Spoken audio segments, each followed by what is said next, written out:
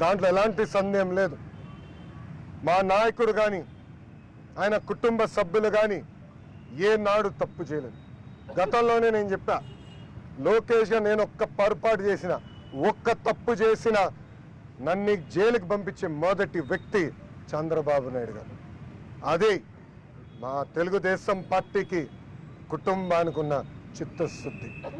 ఇప్పుడు మీడియా మిత్రులకి ఏమైనా ప్రశ్న ఉంటే దానికి సమాధానం చెప్పిన సిద్ధంగా ఉంది. న్యాయ పోరాటం మేము చేస్తున్నాం. ఈరోజు ట్రయల్ కోర్టులో బెయిల్ అప్లికేషన్ కూడా తీర్పు మండేకి పెట్టారు. 17A పైన కూడా మేము సుప్రీంకోర్టులో ఇప్పటికీ వాదనలు వినిపించాం. అది కూడా మండే మళ్ళీ హియరింగ్కి వస్తుంది. ఈ లోపల ఎట్లాగో మేము మా దీక్షలు కొనసాగిస్తాం. అంతేకాకుండా రేపు రాష్ట్ర వ్యాప్తంగా ప్రజలందరూ కూడా మేము పిలిపించాం. రేపు సాయంత్రం 7 ఇంట్లో ఉన్న లైట్లను ఆఫ్ చేసి ఇంటి ముందరికి వచ్చి కొవ్వొత్తు కానివ్వండి, కాగడాలు కానివ్వండి, లేదంటే సెల్ ఫోన్లో ఉన్న ఫ్లాష్ ఆన్ చేసి చంద్రబాబు నాయుడు గారికి సంఘీభావం తెలపాలని కూడా మేము కార్యక్రమానికి పిలిపించాం.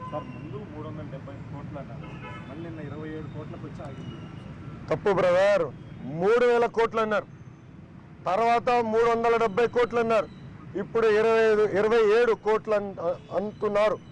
ఇంకో వారం పోతే 0 ఒక్క రూపాయి కూడా అవినీతి జరగలేదని చెప్తారు. ఎందుకంటే మేము ఏనాడు అవినీతి చేయలేదు, చేయాల్సిన అవసరం మాకు లేదు.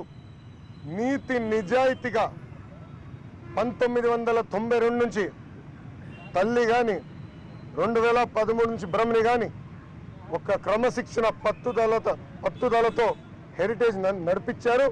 సంపాదించిన డబ్బులు ప్రజల కోసం మేము ఖర్చు పెట్టాం. అది ఈ కుటుంబానికి ఉన్న చిత్తశుద్ధి.